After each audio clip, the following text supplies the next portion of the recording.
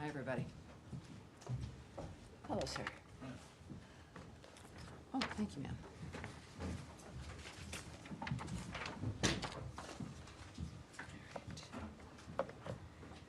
Welcome aboard, everyone. Thank you for being here. I know a few people are doing some hits, so we might have some people coming in. Appreciate, again, you being here. All right, an announcement, I think rather important one for certainly all of you here and everyone watching at home, and certainly everyone here at the State Department. Welcome aboard. Today, under President Trump's leadership and at the direction of Secretary Rubio, we are reversing decades of bloat and bureaucracy at the State Department.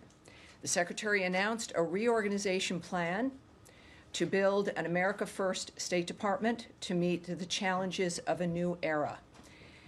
He has issued the following statement on the plan, which you can get at State Department DEPT, or how is it, .gov? State.gov is where you can get this statement and links to other information on what we're about to discuss.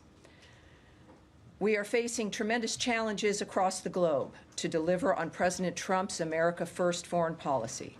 We must make the State Department great again. In its current form, the department is bloated, bureaucratic, and unable to perform its essential diplomatic mission in this new era of great power competition. Over the past 15 years, the department's footprint has had unprecedented growth and costs have soared. But far from seeing a return to investment, taxpayers have seen less effective and less efficient diplomacy.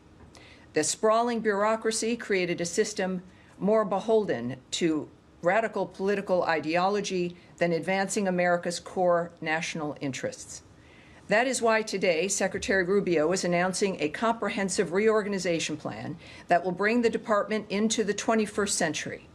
This approach will empower the department from the ground up, from the bureaus to the embassies. Region-specific functions will be consolidated to increase functionality, redundant offices will be removed, and non-statutory programs that are misaligned with America's core national interests will cease to exist. Under President Trump's leadership, we have a commander-in-chief committed to putting America and Americans first.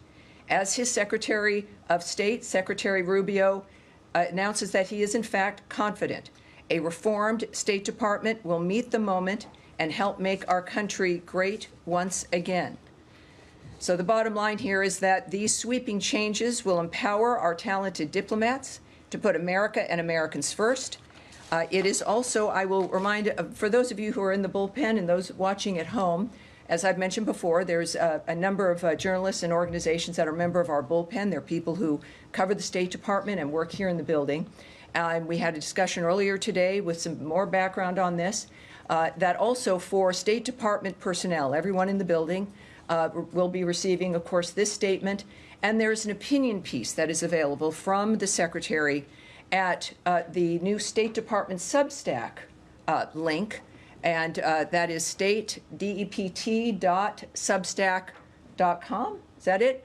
Go there, and it will ask if you want to subscribe. You don't have to. You can just click on the title, and you'll get additional commentary from the Secretary in this regard. Also, for everyone in this building, there is additional information. There is a fact sheet. There are frequently asked questions. There's an additional statement from the Deputy Secretary Landau, so you will be able to see that as well. And as a reminder again, because I know there's been a lot of fake news out there, this is a reorganization plan. It is not something where people are being fired today. They're not, no one's going to be walking out of the building. It's not that kind of a dynamic. It is a roadmap. It's a plan. It is something that there's been a congressional notice that has been sent. And so the steps and the procedures that happen through the government are also taking place at this point as well. And at this stage, I will open it up for questions on this issue. Yes? Sure. John? Thanks. If you don't mind, just obviously lots of questions. Just to make sure we get to it. The Russians are saying that Special Envoy Witkoff is coming back. All right, so we're doing that's a different issue. Let's stick with this. It's interesting. If none of you have any questions about this, have questions. Yeah. So I mean questions about this, and then of course I know, Lord knows, there's many other things that are happening as well.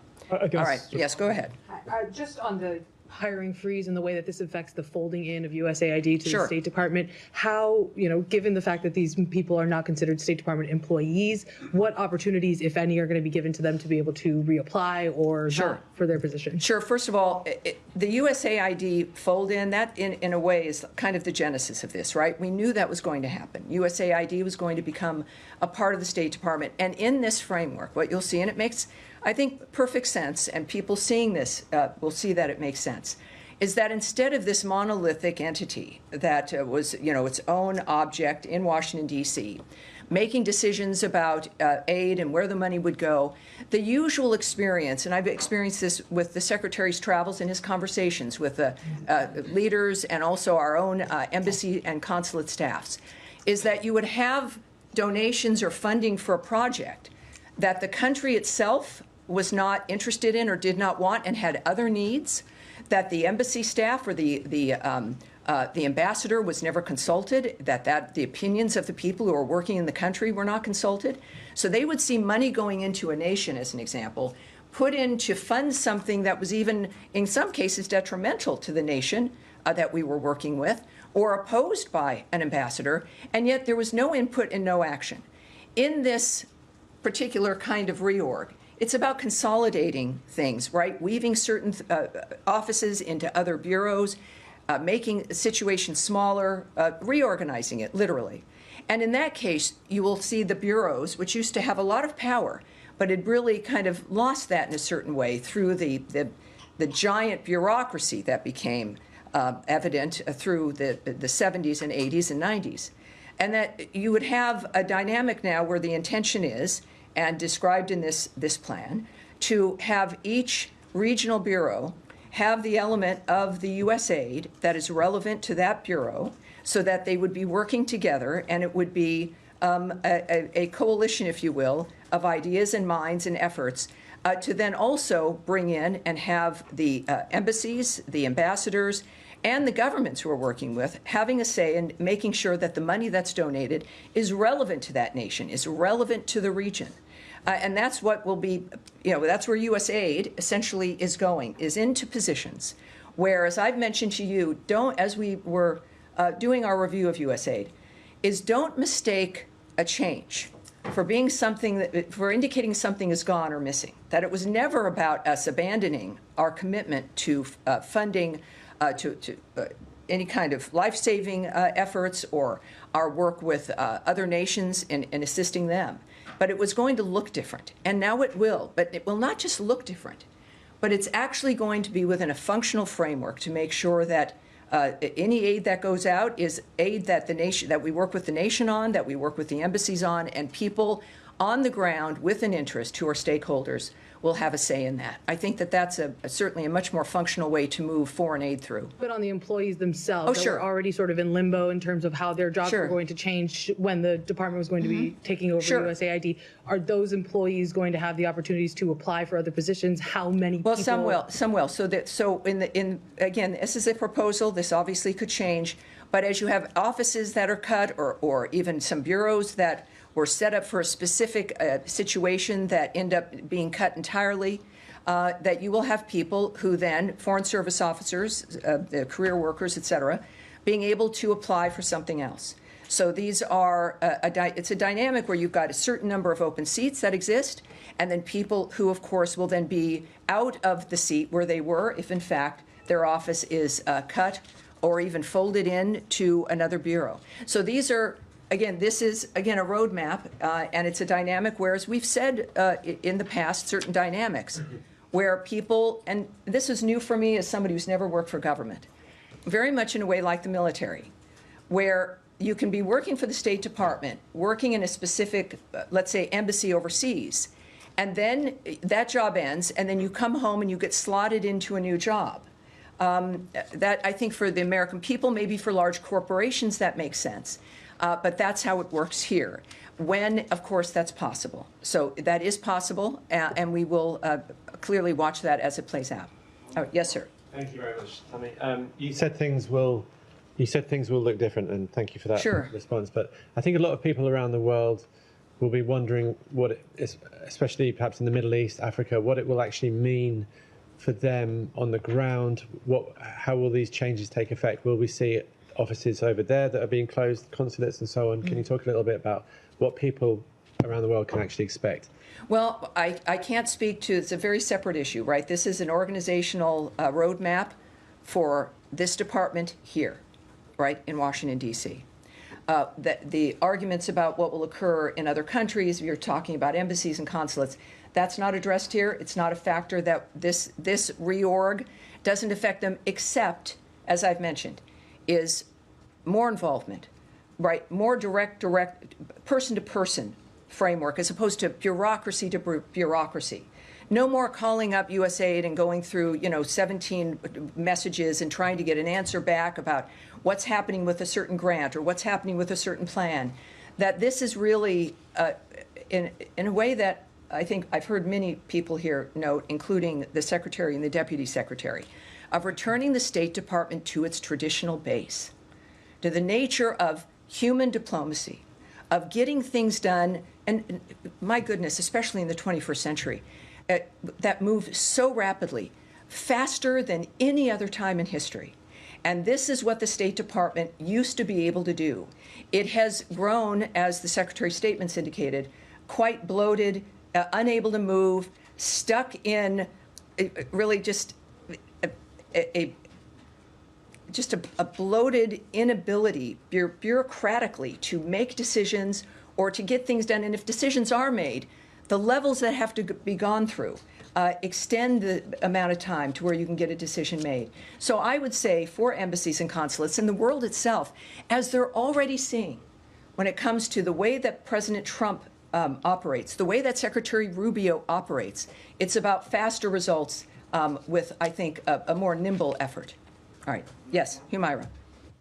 Thank you, Tammy.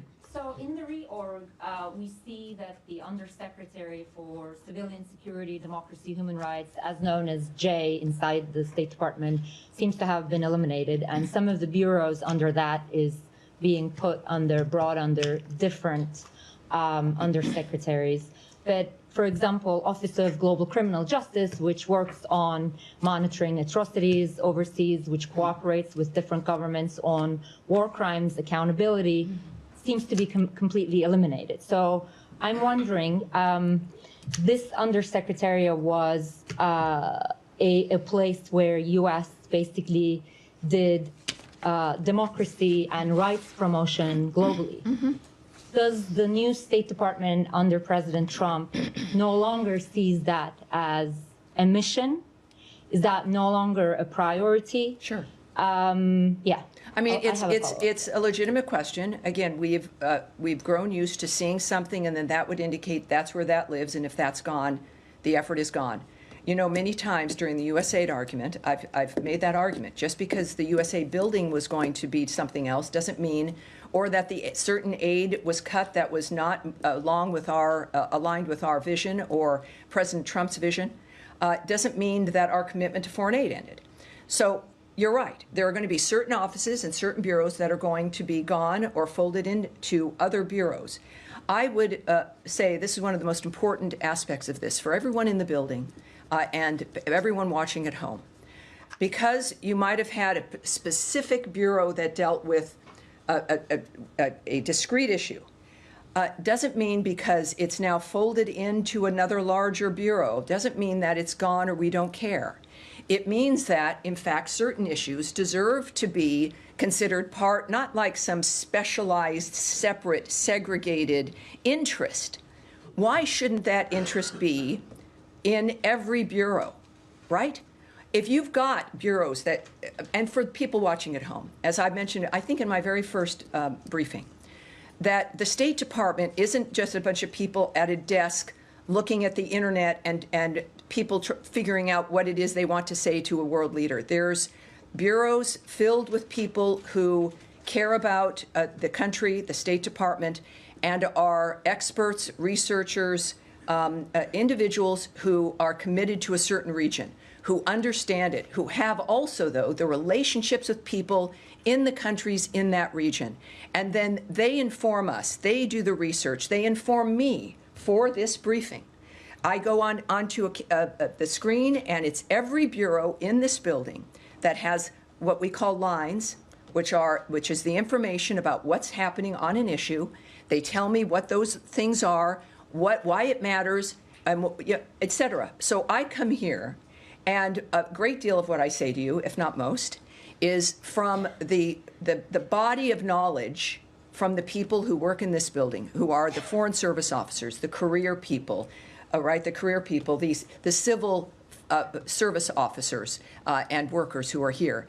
So that's how it is the government as a whole is people. It is a collection of people who've gathered to further the founder's vision, and who with each election gather to further the vision of the person who leads this government. So when we think about the nature of USAID or those other bureaus you mentioned, if a bureau is gone, that is certainly all these issues are important. It means that we're looking at certainly blending in with the regional bureaus, taking certain issues away from being specialty issues, and making sure that they're in the frameworks of the bureaus so that they can be weaved in and dealt with as a whole within all the work. Yes, of course. Please. Next, once we get do this. I do have a follow-up on this too. Okay, then hold it, but I'll make sure I give it to you guys. We're good. You said earlier that you talked about some of the programs, and you described them as, the aims of the programs were not in line with the aims of the country. Now, there are countries, like U.S. has made democracy promotion a priority, but that priority actually did not go down well with some of the countries in the world. So if a country, for example, a lot of people would give the example of Hungary, U.S. has funded some independent media organizations in Hungary. If those are in contradiction with Hungary's goals, U.S. is no longer going to do that. No, it's of course speculating on what we would do in a particular country. The point is that American tax dollars that are sent as aid or to supplement something in another country deserves to be used to reflect the values and the interests of the United States, which of course is democracy and freedom around the world. I think it's safe to say that with all of our actions, certainly the Trump administration, we have made it clear that that is our priority. But also making sure that the ambassadors who are also appointed, who are representing this nation in countries and others who work at the consulates, in concert with the nation that we are working with diplomatically, that we have a coalition, if you will, on knowing how that money is being spent and making sure that the stakeholders actually have a say. I think that's fair. Some people would argue that sending money into a country, spending on something that nobody else discussed, like as USAID would do, is unfair, and that the people in the country that we're working with should have a say. But bottom line is, this now moves into something that is more accountable, more specific, easier to describe, easier to ask questions about, and easier effectively for everyone involved here at the State Department and at the embassies and consulates involved, more accessible and more transparent. All right. Yes. I just wanted to follow up on Humera on global criminal justice, because there seems to be a bit of a mixed message, because on the one hand, this is clearly being eliminated from the organisational chart. But when we're pressing you on it, you're saying... Well, it may be moved. I mean, if you don't see it on the chart, it may be moved. But and then the Secretary has retweeted an article which says very specifically that this is an aggressive shake-up. It will close agency offices, including those launched to further human rights, advance democracy overseas, counter extremism, and prevent war crimes. So it's just a simple question, really. Is the investigation and prevention of war crimes overseas still an important piece of work and a priority for the State Department? Democracy is always important, obviously, and again, I understand the tendency. I understand the tendency. War crimes, again, for me, being here now, we're approaching about 100 days. My deciding to do this is based on this nation's history, and it clearly is committed to the nature of the values of the American people and of this country.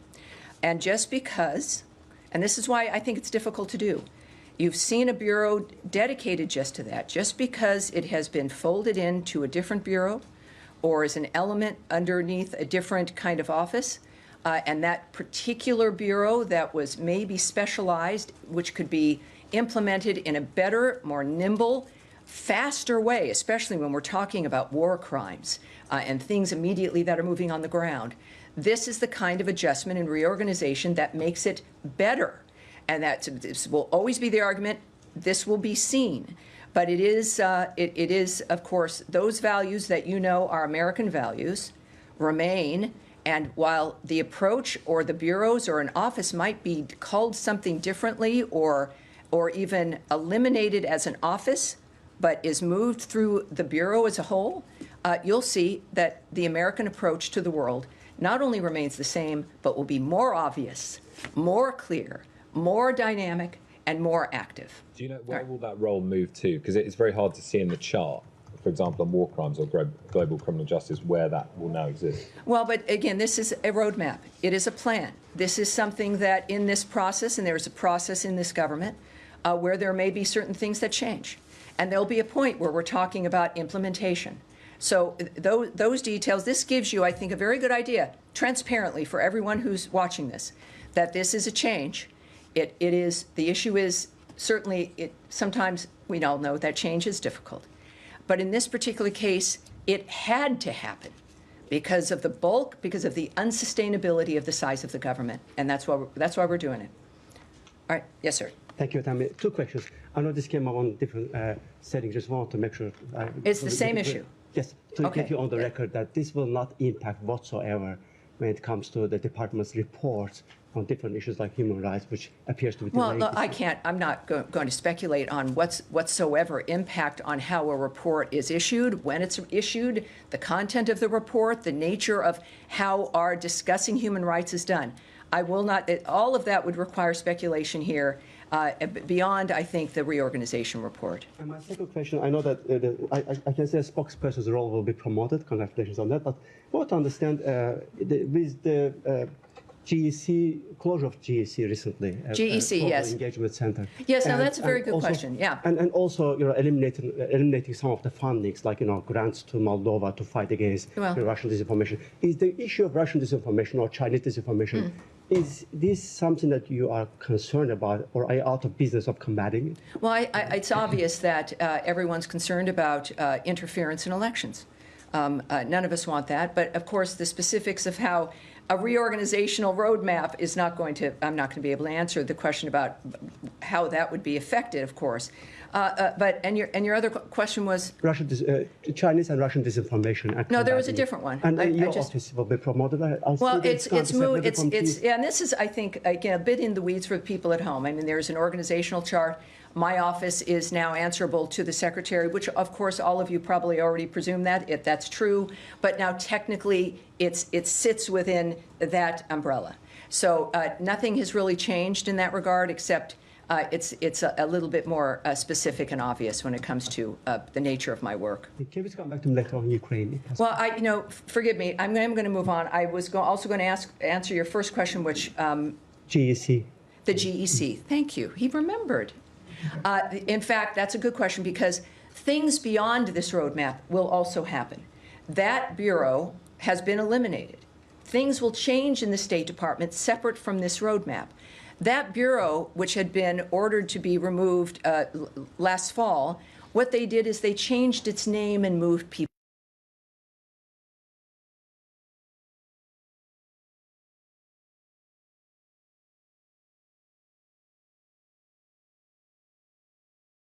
Certainly the administration or the American people who put him in office. So yes, that bureau is gone. It is really gone this time, and the American people are better off for it. Can I just ask one quick question? Yes, of course you can. On this process. Yes. There's an internal State Department memo that was put out about this that said that the undersecretaries are going to be submitting a path to reduce domestic staff by 15%. Can you just help us understand how the leadership in charge of this reorg came up with the 15% number, and if there's any wiggle room there, or if well, I said this is an internal document. I'm not going to speak on something that you may or may. I'm not going to presume you didn't see something, so forgive me. But I'm not going to speak on the specifics of something like that. But the undersecretaries do have a role here. Because this is, again, not from on high things being swept away with one of those large yard brooms. This is a very specific dynamic brought to the undersecretaries who have daily operational experience. I see you. Keep your hand down, please. I'm sorry, it's a little distracting. These are undersecretaries who are working daily with the people in this building, who work in this building, who know what's being produced, who know what has to happen, and they are best suited to make a determination when it comes to this roadmap about how to apply the nature of what we want to accomplish. So the undersecretaries are directly involved. And they will, I think they'll have about 30 days to make their own plan in this framework. And then, of course, we'll see how that manifests in the meantime. And then just one quick question. Sure. Was DOJ involved at all on this plan, or was this just a State Department proposal? No, this, I think, is a very good example of the importance. You know, we know the American people love the result of DOJ. I think there were some questions, perhaps, about how it was applied. But what we do know is that the DOJ approach, the goal of that entity and of that committee is something the president appreciated and still does, as do the American people very much. But when, I believe, the president said a few weeks ago that ultimately this was going to be an approach that the secretaries were going to begin to apply. And also that does make sense, because whether it's the secretaries or the undersecretaries or the people running the offices, it is the daily work of individuals committed to the country, making a difference for the world. And the people on the ground working together know best about how this works, what could change, and how it should change. So this is, I think, a very good example of the continuation of that mission and the value of that mission to cut government down to size, get people used to the idea that it can happen without it being a bad thing, and then watching the benefits that flow. So secretaries now in charge of this. Remember, this is from an executive order. This is a whole of government, every department looking at how they can make their department more efficient, less burdensome, less bureaucratic. This is the State Department's version of that. I would say that that DOJ is not in charge of this, but this is the result of what we've learned and the fact that we appreciate the results, and we want more of those results, and it is now in the hands of the secretaries as well. All right. All right. Sean. Can I switch topics? All right. Now, are we done here? So we should switch to some other important topics. We have, as a matter of fact, one of my rules is, of course, our friend Caroline Levitt will be starting in about 10 to 15 minutes. Okay. I've started earlier here because of the nature of the issues. But there are some other issues on our plate. Shall we start with some other ones at this point? Sure. Sean, go ahead. You were first. Sure. Not that I'm not interested in reorganization. But could I ask you, Russia said today that, or Russian state media said that Special Envoy Witkoff will be on his way to Moscow. Is that something you can confirm? And if so, could you explain the natures of his discussions this time? I can't confirm that, no. I cannot. Is it incorrect, or is it just I can't speak to that. Okay. Yes, I mean, that is, yeah, that's not something I can speak to. Okay. Could I ask you about the secretary's schedule? Sure. Just, if I'm not mistaken, you're on Fox earlier this morning, and you mentioned some, the potential of travel. Sure. Could you just explain his yes. travel schedule? You know, there's normally when we have travel scheduled, you guys get an announcement, and there was no announcement. And I was asked, and I had known that this was possible, and had mentioned it, presuming it would happen. As we know, Secretary Rubio is a busy man. He is one of the most active, if not the most active, Secretary of State I think we've had. And that, of course, affects every day for him. And so when there's certain plans, they're, conditional. And in this particular instance, while the meetings in London are still occurring, he will not be attending. But that is not a statement regarding the meetings. It's a statement about logistical issues in his schedule. Can you confirm who will participate from the U.S.? Well, I do know, yes, that General Kellogg is there. And so he will be having those conversations. So we look forward to hearing back from him about whether or not we've had some success in London. Just briefly for me. I'm sorry? All right.